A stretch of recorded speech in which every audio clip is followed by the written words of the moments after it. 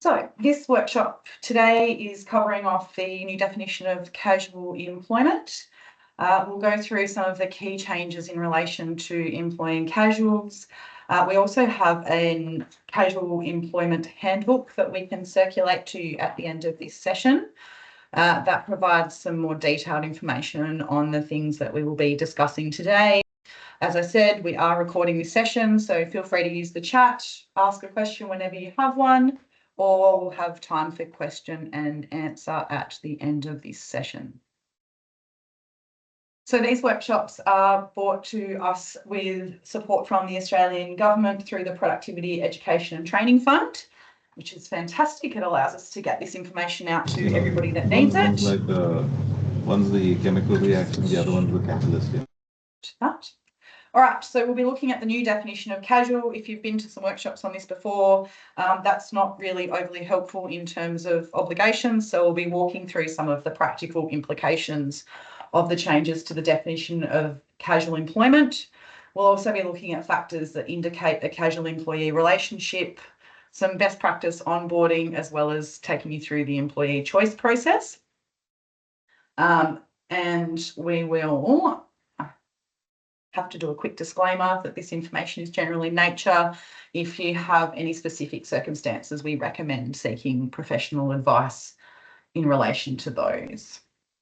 So the new definition of casual employment. It's now in effect for everyone. So it commenced for larger employers, so those with 15 or more employees in August 2024, and commenced for small businesses commences for small businesses in August 2025. So that's not very far away in the world of business. 3 months will disappear quite quickly. And it will apply to all casuals employed in small business after the 26th of August 2025. So if you have headcount of less than 15 employees, then you would be classified as a small business for the purposes of this legislation.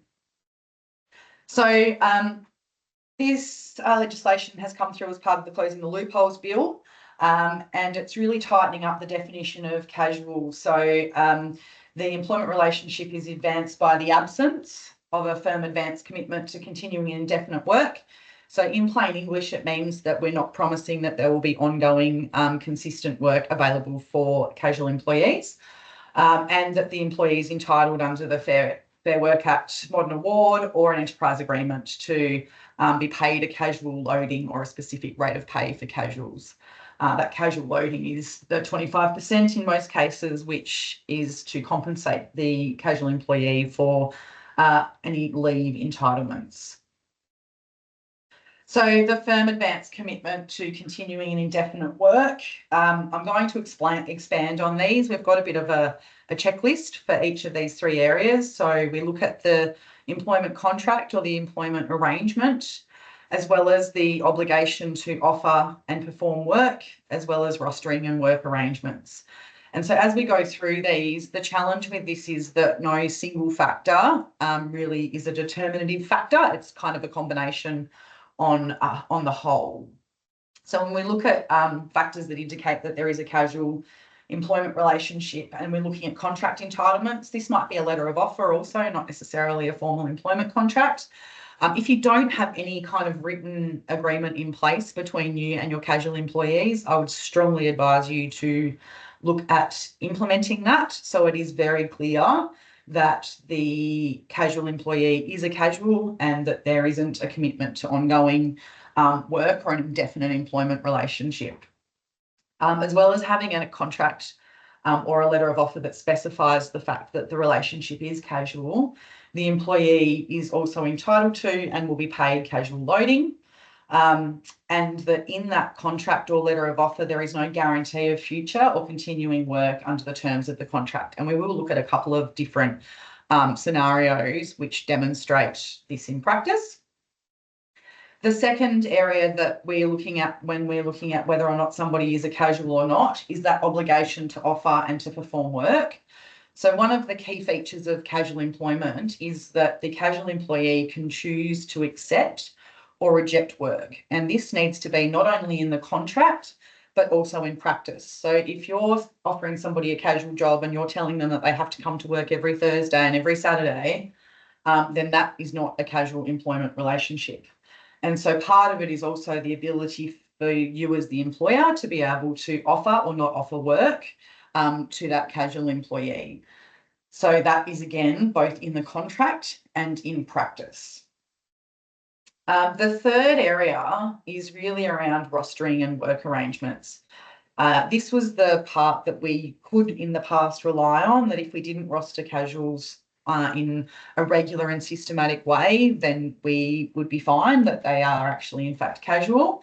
It's a little bit more in depth than that now. So the employee will work as required according to needs of the employer, and that's both as in the contract and what happens in practice. So one of the ways that Fair Work will assess this is they might look at your employment contract, but they also might look at how you've rostered and used that casual employee in your business. So if there's a dispute or a query as to whether or not an employee is casual, your employment contract or your employment agreement is one thing, but they will actually be looking at that roster as well. So the employee will have an irregular pattern of work. They'll be rostered on an as needs basis, and the number of work hours will vary per shift. The days on which the employee will work might vary from week to week, and the work performed by the employee is different to the work performed by permanent employees. So it's important to remember here that it's not all of them.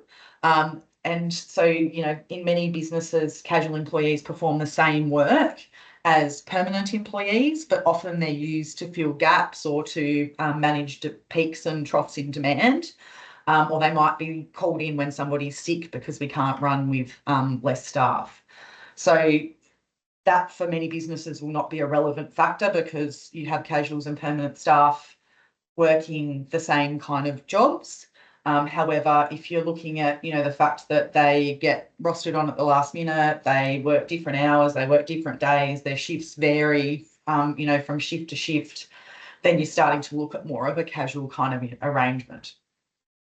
If they're working regular and systematic hours, it's very clear that they are not a casual employee. They should in fact be permanent.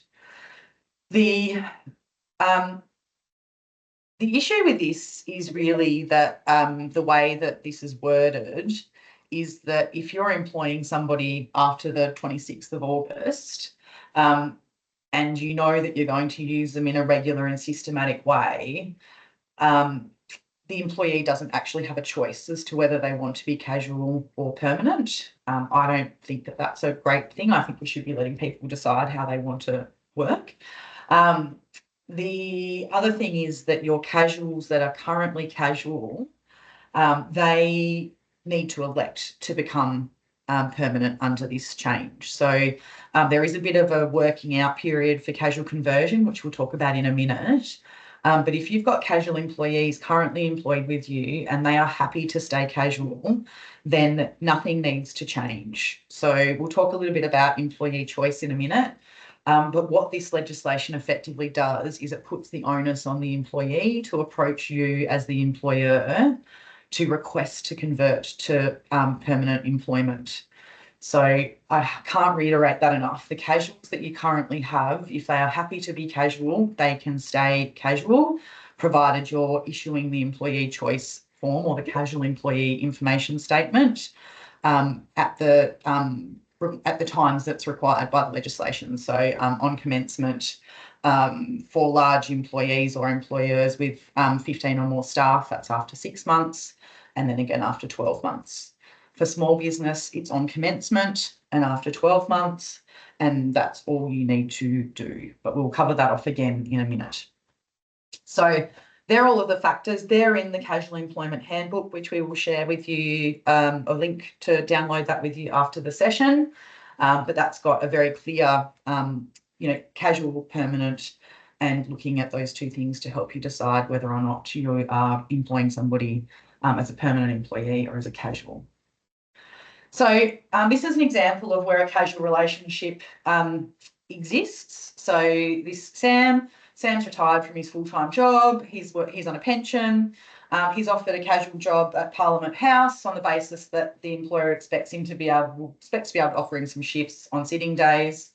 Just noticed a spelling mistake in there. The parliamentary calendar is provided to Sam upon commencement in November for the year, although it's subject to change. He receives no guaranteed hours from the employer, nor a firm advance commitment that he'll be offered casual shifts on each sitting day. The flexibility works well for Sam because it allows him the autonomy to be able to accept or reject work so that it doesn't impact on his pension payments. So that is a genuine casual relationship. Whereas if we look at Charlie, Charlie accepts a casual position as a security guard at a shopping centre. The contract of employment that Charlie receives contains terms to the effect that he will be required to work rostered shifts each Thursday late night and at least one weekend day each week, and will be paid a 25% loading for that. The contract communicates the firm advance commitment to continuing an indefinite work that Charlie's employer is making to them.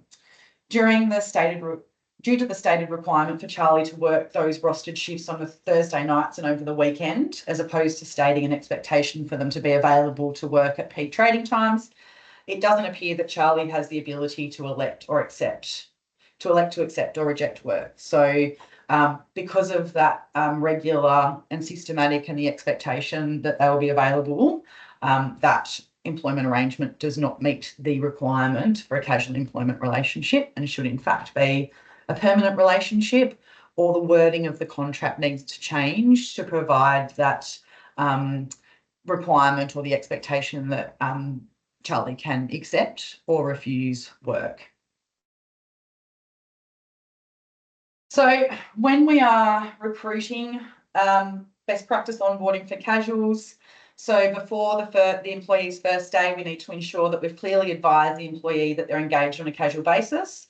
And the implication of this is in that there is no firm advance commitment to continuing work, that you've issued the employee with a contract of employment or letter of offer that clearly states the employee is being employed as a casual employee and specifically outlines the terms applicable to that casual employment status. So we've got some more detailed information on that as in the employee handbook, in the casual employee handbook. You have provided the employee with a current copy of the casual information statement. So we recommend that each time you need to get this, you jump onto the Fair Work website and download the copy in case there's been any changes made to it. Often there'll be some updates and tweaks, so we want to make sure we're providing the most up-to-date version of that. And I strongly advise emailing this casual employment information statement, because then it provides evidence that you have actually given it to them. Whether or not they read it is not your responsibility. You just need to be able to demonstrate that you have provided it to them. And then you need to think about how you're going to roster that employee, remembering that the employee should typically have the ability to accept or reject work as a casual. In practice, this is often, when I worked in restaurants, we would have an availability book. So if, the rosters were done on a weekly basis and somebody couldn't work Saturday night or Monday morning or whatever it might be, they would put their availability or their not availability within that book. And so rostering would be done around casual employee availability, which is in effect that employee being able to accept or reject work. And if you think about that in contrast to a permanent staff member, they will generally have set hours and days of the week that they work. And they can't, as a permanent employee, I can't just go, I'm sorry, I don't feel like working Wednesday, I'm going for a facial or something. They would need to make a leave application in order to not work one of those rostered days, whereas casuals have that ability to go, no, I'm not available this Wednesday, I'm going to a basket weaving course or whatever it might be. And be mindful of that regular and systematic rostering pattern, as it may create or may be indicative of a permanent relationship rather than just a casual one. And it might also infer that there's an advance commitment. So that advance commitment is really around, if I expect as a casual employee, I'm going to get 20 hours a week and I'm going to work Saturday and Sunday, or I'm going to work Monday, Tuesday, Wednesday, we're starting to move into the territory of permanent employment. But this will differ on depending on your industry. So if you have set start and finishing times, again, that sort of starts to lean into permanent. Whereas if you're working in an industry where the finishing times vary depending on what's happening in the organisation or how busy you are, then that leans more into casual. So my shift might be 2 hours long or whatever the minimum under the award is. But sometimes it might be a 6 or 7 hour shift depending on what's happening in the business. So that's where we can demonstrate that we require that casual because we're not really sure how long we're going to need them for. And that gives us the flexibility to be able to increase their shift length or decrease the shift length depending on what the organisation needs. So we're going to have that is part of our best practice onboarding.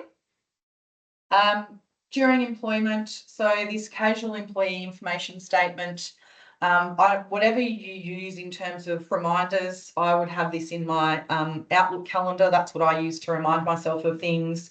But it's really important that we have a way of recognising when it's due to be issued. So for small business and non-small business employers, it is on commencement. So as part of the employment paperwork, when we commence somebody, we provide them with a copy of the casual employee information statement, again, via email if possible. So then you've got some evidence that it's been sent. For non-small business employers, it needs to be provided again as soon as possible after 6 months of employment. And for both small business and non-small business employers, it needs to be provided again as soon as possible after 12 months of employment.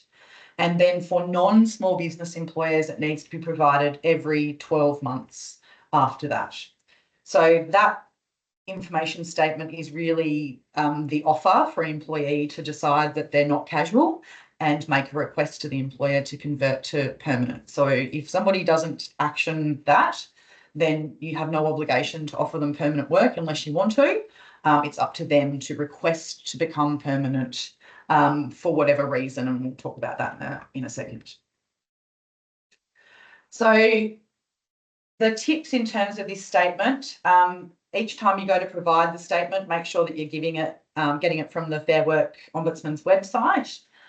Ensure you keep a record of how and when you provided the statement to casual employees. So this might be a really simple spreadsheet if you don't have a, payroll software or something that allows you to document that against the employee's kind of electronic file. Auditing your current casual employees to know what their anniversary dates are and when they need to be provided that casual employment information statement.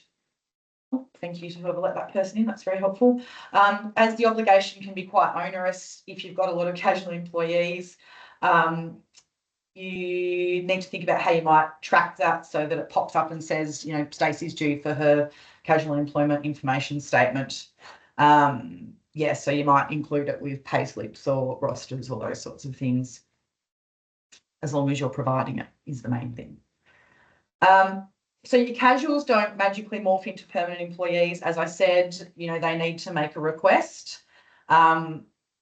The employee is responsible for exercising their right to request that permanent employment and can do so anytime they believe that their employment no longer meets the definition of casual. So you might have some employees that have worked for you for a few years as casuals and they might not quite meet the test as casuals, but they're happy to be casual, so they might stay that way, or something might change for them and they might all of a sudden be looking for some permanent work. So they might want to say, well, actually, I am working pretty regular and systematic hours and I've been working for you for this many years and I've done a minimum of 20 hours a week.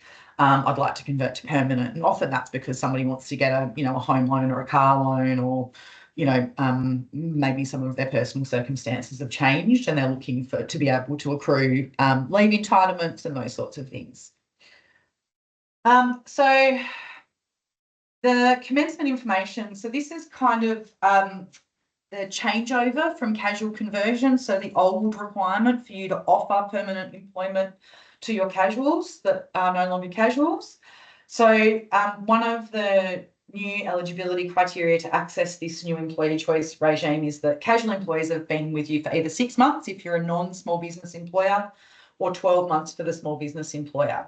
So for this reason, all existing casuals that were employed prior to the 26th of August will continue to have access to the previous casual conversion regime. So this is a fun time trying to manage this, which effectively means that the obligation for the employer to offer casual conversion under that formal legislation applies for non-small business employers until the 25th of February this year. So hopefully if you are a non-small business employer, as of the 26th of February this year, you will now revert to, not revert, you will now transition all employees to the employee choice regime.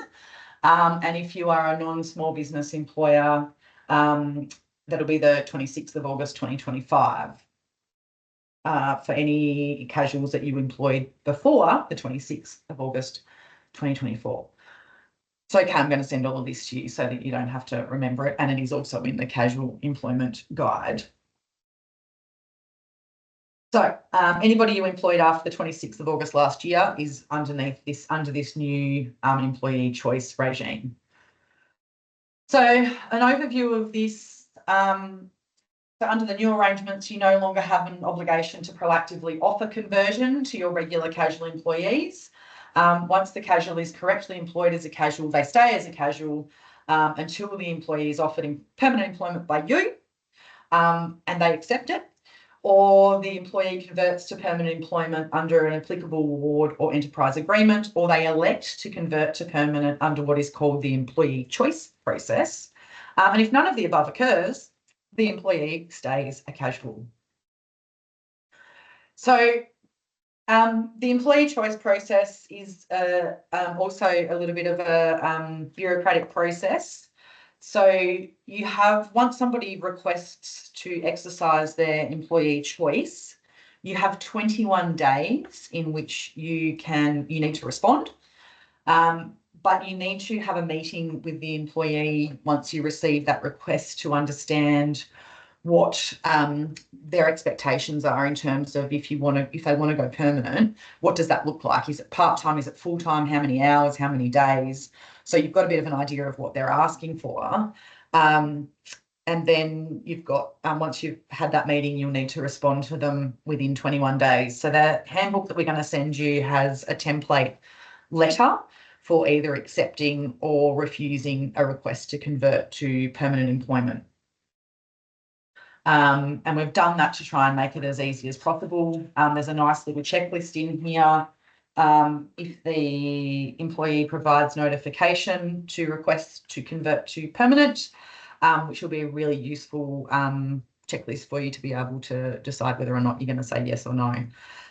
Effectively, if you're going to refuse a request, you're going to have some pretty good grounds to be able to do that. And that includes things like some awards have provisions in them for the minimum amount of hours somebody can work if they're going to be permanent part-time.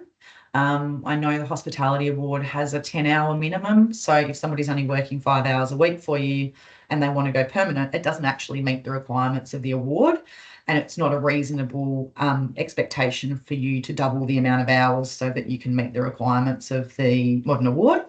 You might also identify that converting a casual to permanent part-time will have a significant impact on your operational costs of your business. So I worked with a small business in regional Tasmania, very seasonal, and they had a few casuals that worked pretty regular and systematic hours. And the employer worked out that if they converted them to permanent part-time, it would actually cost them an extra $10,000 a year because they had to pay them when the public holidays fell, even though they weren't working, whereas as casuals, they just didn't work on public holidays. So there was no wage expense for the employer.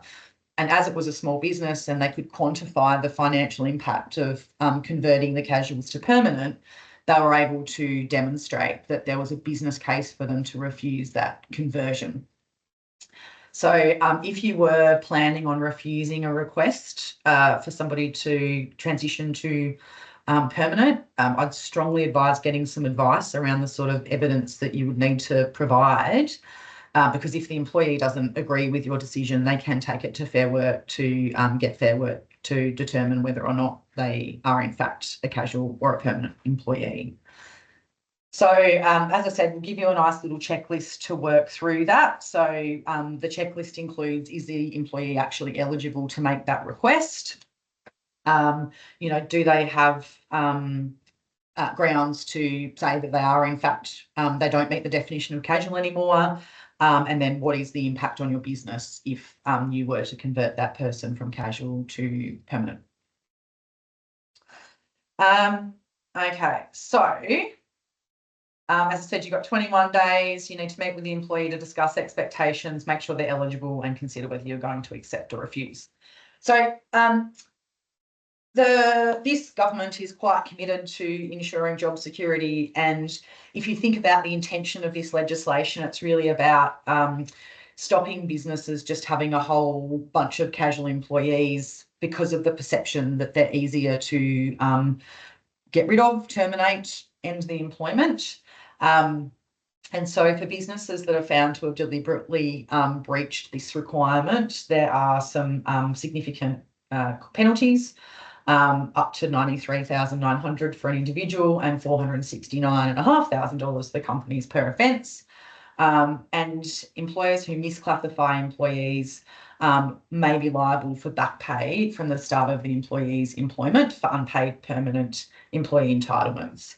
So we're yet to see whether or not the fact that if you've been paying them the 25% casual loading will offset that, or whether or not that will be in addition to the loading that you've already paid them in lieu of leave entitlements. The most important thing to remember is if you are employing casuals because you like it as a nice risk-free way of bringing people into the business to see if they're going to be any good, and then if they prove themselves, we convert them to permanent. If that's how you use casuals and you do in fact actually have an expectation that you're going to, use them fairly systematically and regularly, and there is an ongoing requirement, the way around this is to just have a really good probationary period. So it doesn't matter whether somebody is casual or permanent. If we manage them well during the probationary period or the minimum employment period as specified in the legislation. So you've got 6 months if you are a non-small business employer, and you've got 12 months if you are a small business employer. It's really about putting some good processes in place to determine whether or not that employee is actually the right employee for the role in your organisation, so that you can make that decision within the minimum employment period and terminate the employment relationship under probation, so that you don't have the issue of having a permanent employee that's not been performing that you now need to manage out of your business. So never been a better time to make sure you've got some robust processes in place for those first few months of employment. Yeah. Any disputes around cashing? I've only seen a couple come through, and it's been quite balanced. I think the two that I've seen, I've seen, I think 2 ruled in favour of the employee and 1 in favour of the employer, but don't hold me to that because I haven't looked them up in the last few months. It's just stuff that comes through naturally, but there will be each test case or each case that happens will kind of set a precedent. And generally speaking, if those sort of cases come up where we've got a really clear line of sight to the way that the legislation's being interpreted, we'll share that through our comms. So we have workplace relations updates where we'll usually share that kind of information directly with businesses, so that if it's something that will impact the way that you interpret this requirement or other Fair Work requirements, then we share that with you so that you've got some better insight into it. Good question though. So there's a bunch of things that we kind of need to do to make sure that we are on top of this and doing the right thing. Coming to webinars like this is also a really good way to demonstrate your commitment to making sure that you get it right. And I've been telling people, if you know people that run businesses and employ staff and they're not aware of this stuff, if you like them, then you might like to share with them that there's some obligations that they need to be across to make sure that they don't end up in hot water. So put some steps in place to manage the administrative burden of providing that casual employee information statement. When you're employing casuals, really think about whether or not you are actually employing somebody in a casual way, or that you actually are considering that sort of ongoing advanced commitment to continuing and indefinite work. If you don't have employment contracts or letters of offer in place, clearly stating what the employment relationship is, strongly advise you to do that. There's actually on the business.gov.au website, there is actually a template employment contract that you can download and use for your business, or we can provide contracts as well, contract templates as well. Make sure your onboarding processes are robust enough to ensure that only those who should be engaged as casuals are, and that you take care of all of your administrative requirements in relation to casual employees. You might do a bit of an audit of casual employment to see how you're using casuals, where you're using them, and make sure that that's in line with the requirements. And one of the things that's quite challenging about this is that there's no kind of a minimum time frame where a casual employee, so say you issue the casual employee information statement after 6 months of employment, as you're required to do, that casual employee doesn't have a set amount of time to respond to that. So they might sit on it for 3 months and then go, actually, I wouldn't mind getting a car loan. And then they find out that they need to be permanent. So they might turn around 3 months after you've issued that and request to convert to permanent. So there's a level of uncertainty that kind of accompanies this casual employee choice option.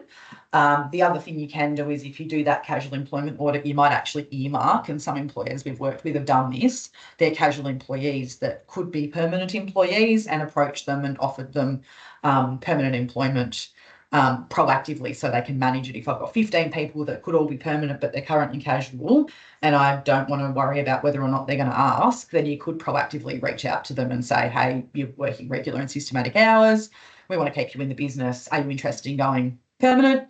Some people will say no because they really like that 25% loading in their pocket each week. Other people might say yes because they want that job security that comes with being a permanent employee. Yes. So as I said, we've got the casual employment handbook, which has all of the information that I've talked to you about today. And there's been a few questions come through in terms of some frequently asked questions that we've had.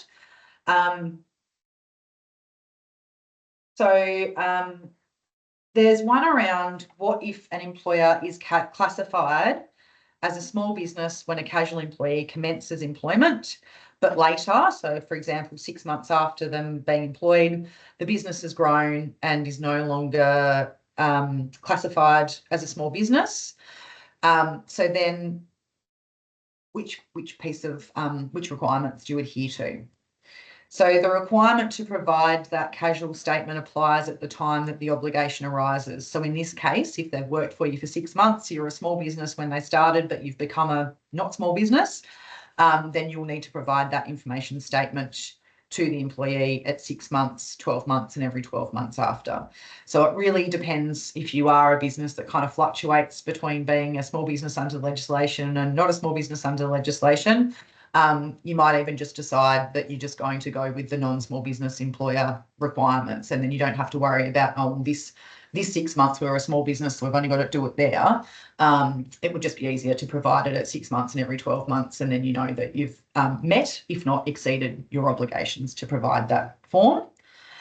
The other interesting one that comes up is seasonal employees. So casuals that are engaged every season, for example, Christmas holidays. Do they need to be provided with a casual statement every time they're engaged? So I'm going to read you the answer to this because it's got some really good examples in it. So while at common law and the way that casual employment is, each occasion a casual employee is engaged is a separate contract of employment. For this section of the Fair Work Act, such a notion is more loosely applied. So it means a casual employee will be considered to be continuously employed by an employer, even where their shifts might be broken up by many days or weeks or even months where they don't work or have any shifts. The only way a casual employee's employment will be considered to have ended is where there is a clearly discernible significant break. So there are no strict rules as to how long this period might be, but we, as in the Chamber's movement and our sort of legal advice that we seek, are of the view that a break longer than 6 months is likely to be sufficient and to have ended the casual employee's employment for the purpose of needing to provide that casual statement. So some practical examples: if a casual employee works every school holidays, they would be considered to be continuously employed for the purpose of calculating their period of employment, as the breaks between their shifts would be approximately 3 months, which means the employer wouldn't need to provide the statement each new holiday period, but would be required to provide it at the 6 and 12 months or at 12 months, depending on your business size. Whereas if you had a casual employee that's only engaged each summer school holidays, so over the Christmas period, their employment will be considered to have ended after each summer and recommenced afresh every new summer holidays, as their periods of employment are clearly discernible with that break of around 9 months, which means the employer would need to provide the casual employment information statement when the employee commences each summer holidays, and at any employment anniversary they reach. But if they're only working for you for 3 months, it's only on commencement. They go off and live their happy life for the year and then come back again, as a new employee, so to speak.